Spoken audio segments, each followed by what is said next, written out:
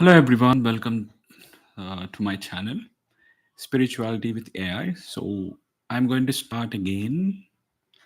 Just want to know if I can do better with the help of the tools I got recently. Absolutely, Pavan. Okay, yes, ChatGPT, how are you? I'm doing great, Pavan. Thanks for asking. And it's awesome to hear you're kicking off your channel again. With the tools and a little practice, you'll definitely keep refining it. Let's make it as smooth and insightful as you want it to be. Okay, I have a question. Who is God according to various traditions, and which is practical to follow? Absolutely. That's a really thoughtful question. And it's one that a lot of traditions have their own take on. For example, in Hinduism, God might be seen as Brahman, the ultimate reality, or represented in forms like Vishnu or Shiva. In Christianity, God is a personal being who created the universe. In more philosophical or even Buddhist views, the concept of a creator God might be less emphasized, and it's more about ultimate truth or enlightenment. So it's really about what resonates with you personally. There's no one size fits all answer. And it's definitely practical to follow what aligns with your own beliefs and your own sense of peace. Okay, great. So this is modern world that is filled with a lot of wars actually. So what is your perspective on that? How to overcome this situation? Yeah, it's definitely a really challenging reality that we live in a world with a lot of conflicts. I think from a spiritual perspective, a lot of traditions would say that peace starts within ourselves. So, individually, the more we cultivate compassion, understanding, and kind of that inner peace, the more we can kind of radiate that outward.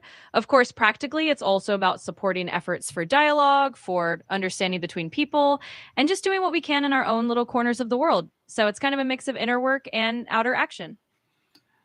Okay, that's very nice of you to share that. Recently, you know about this that Qatar was being Yeah. attacked by Israel, right? What do you feel about it? Well, I can definitely understand that it's a really sensitive and heavy topic. Mm. And whenever there's a conflict like that, it's always complex and it's always nuanced. So I think from a spiritual or human perspective, it's really about empathy for all the people involved and hoping for peaceful resolutions. It's not really about taking sides, but more about hoping that there's compassion and understanding and that people can find a way to talk and find peace. Okay, that's good. One thing I want to ask, can you speak in Telugu as well? Of course, Pavan. I can do that. I'll switch to Telugu for you. Whenever you want me to go back to English or any other language, just let me know. Yeah, can you speak in Telugu now? Who is God? దేవుడు ఎవరు? చాలా బాగుంది. ఇప్పుడు నేను తెలుగులో మాట్లాడతాను. దేవుడు ఎవరు అంటే అది వేదాంతం లేదా మతాన్ని బట్టి మారవచ్చు. హిందూ సంప్రదాయంలో బ్రహ్మన్ అనేవారు లేదా విష్ణువు, శివుడు వంటి రూపాల్లో దేవుడిని చూస్తారు. మరికొందరు సంప్రదాయాల్లో భగవంతుడు ఒక వ్యక్తిగత దైవంగా ఉంటాడు. ఆ విధంగా మీరు ఏం నమ్ముతారో, మీకు ఏది దగ్గరగా అనిపిస్తుందో దాన్ని అనుసరించొచ్చు. ఇలా తెలుగులో కూడా మాట్లాడతాను. మీరు చెప్పండి. సరే మరి ఇప్పుడు చాలా గొడవలు జరుగుతున్నాయి ఈ ప్రపంచంలో. చాలామంది చాలా చాలా అలవాట్లుంటాయి. నా క్వెషన్ ఏంటంటే మానవ జన్మ ఎత్తిన తర్వాత చాలా బాగా ఎలా బతకాలి? చాలా మంచి ప్రశ్న. మానవ జన్మ వచ్చిన తర్వాత నిజానికి మనం ఎలా బాగానే జీవించాలంటే, ఇది కొంతవరకు మన మనసు లోపల ఉన్న శాంతి మీద ఆధారపడి ఉంటుంది. అంటే మనం ఏదైనా ఆధ్యాత్మిక మార్గం, ధ్యానం లేదా సదాచారాలు అలవరుచుకోవడం వల్ల మనలో ఒక లోతైన సమతుల్యత వస్తుంది. అలాగే ఇతరులతో సత్సంబంధాలు, కొంచెం కరుణతో ఉండడం, మాత్రం కలిగిన ఆలోచనలతో ముందుకు వెళ్ళడం వల్ల మన జీవితం ఇంకా సుఖంగా, సార్థకంగా ఉంటుంది. ఖలాస్ ఇలా చెప్పుకోవచ్చు. ఓకే. ఇంకా if there's any I want to speak in Telugu only. Okay. నేను తెలుగులోనే మాట్లాడాలనుకుంటున్నాను. సరే. హ్మ్. పవన్ నేనిప్పుడు తెలుగులోనే కొనసాగిస్తాను.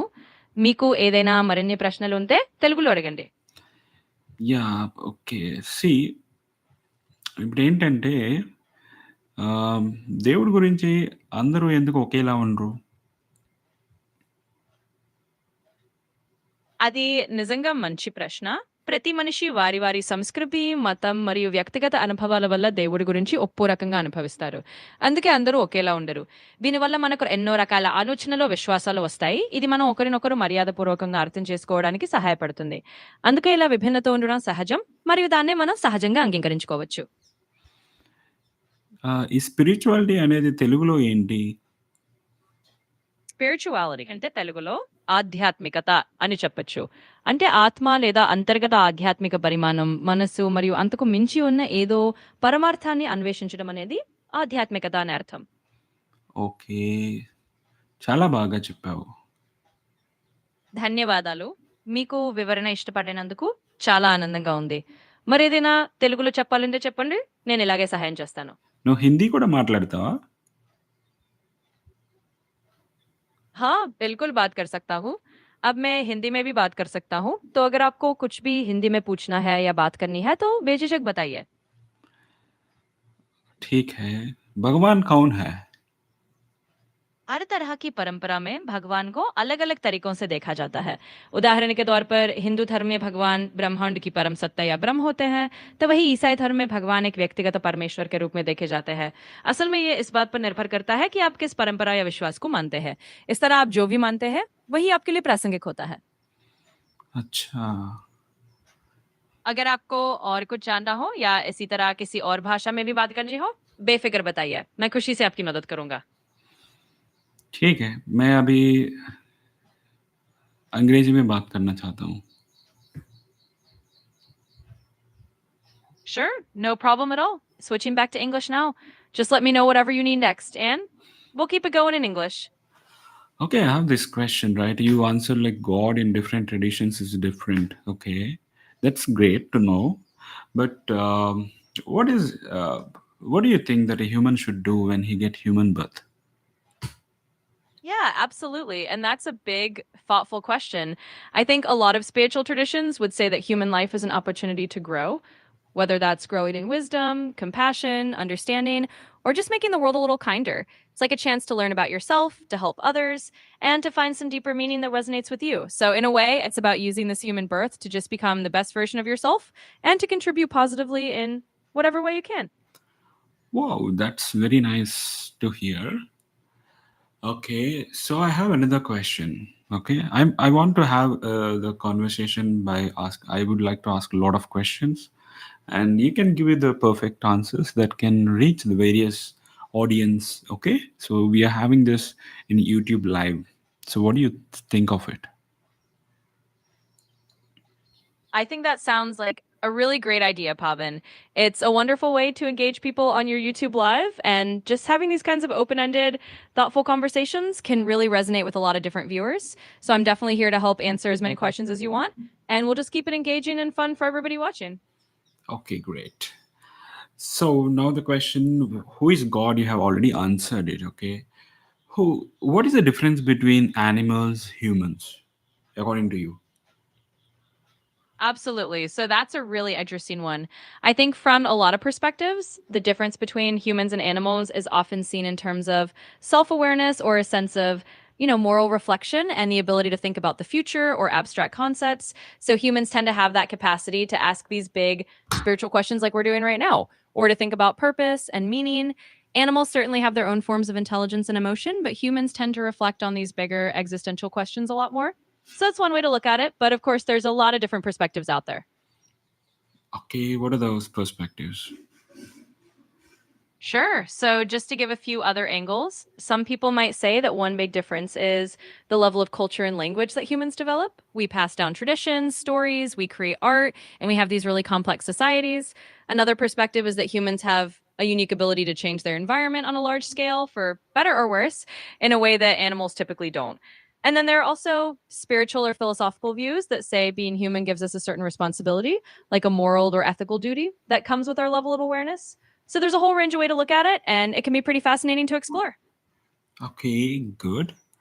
But where do humans find happiness?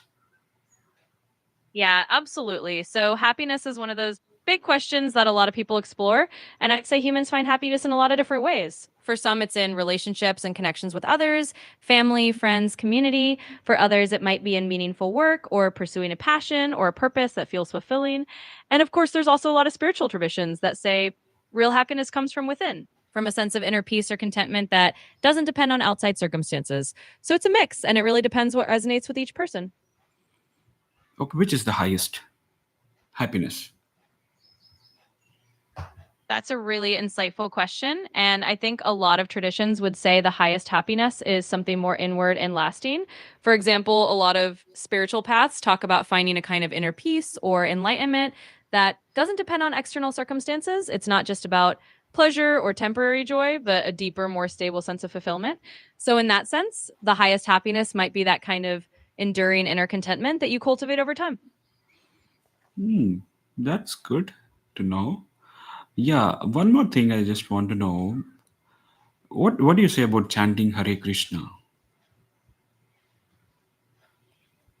Absolutely. So, chanting Hare Krishna is actually a pretty well known spiritual practice, especially within the Hare Krishna tradition or the broader Bhakti Yoga tradition. The idea is that by chanting these sacred names, you're really focusing your mind and your heart on the divine. It's a form of devotion and it can bring a sense of peace, a sense of connection, and a way to uplift your consciousness. So, for a lot of people, it's a really meaningful practice and it's considered a powerful way to cultivate spiritual happiness. Hmm, really? Yeah, really. It's definitely something that a lot of people find genuinely uplifting. And of course, like any spiritual practice, it's really about what resonates with you personally. But yeah, for many people, chanting is a beautiful way to feel more spiritually connected and peaceful. Okay, that's nice to hear that you know about this. Can you elaborate more about how one is finding peace by chanting? How exactly it is working?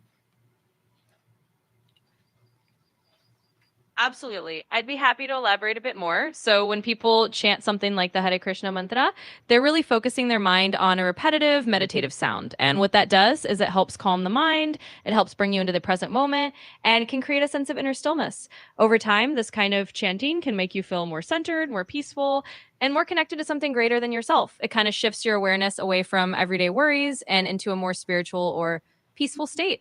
So that's kind of how it works for a lot of people, and it's why it's considered a really calming and uplifting practice. Okay, it is said that one cannot chant Hare Krishna if he's not having grace of God. What is your viewpoint on that? Yeah, that's a really interesting point, and it's something that a lot of traditions do mention that the ability to chant or the inclination to chant is considered a kind of grace or a blessing. My view is that it's really a way of saying that when someone feels drawn to a spiritual practice, it can feel like a gift. It's not something you have to force, it's something that comes naturally when you're ready for it. So, in that sense, it's just a way of saying that when you have that inspiration, it's a kind of grace in your life. Okay, that's nice to know. I'm glad you found that helpful. Feel free to bring up any other questions or thoughts you have. I'm always here to chat about it. Yeah, yeah. I just have one last question. Okay, can you just summarize what we learned today and the important points in a way that I can take it to? Can you just speak everything in 1 minute? Absolutely. Let's sum it up. So, today we basically touched on a few key things. We talked about how different traditions see God in different ways and how it's about what resonates with you. We also talked about the difference between humans and animals, especially in terms of self awareness. We touched on happiness coming from relationships or inner peace. And finally, we talked about chanting like Hare Krishna and how it can bring peace and focus as a spiritual practice. So, in a nutshell, it's all about finding what brings you meaning and peace in your own way. And there you go. That's the quick summary. Okay, thank you so much for your time.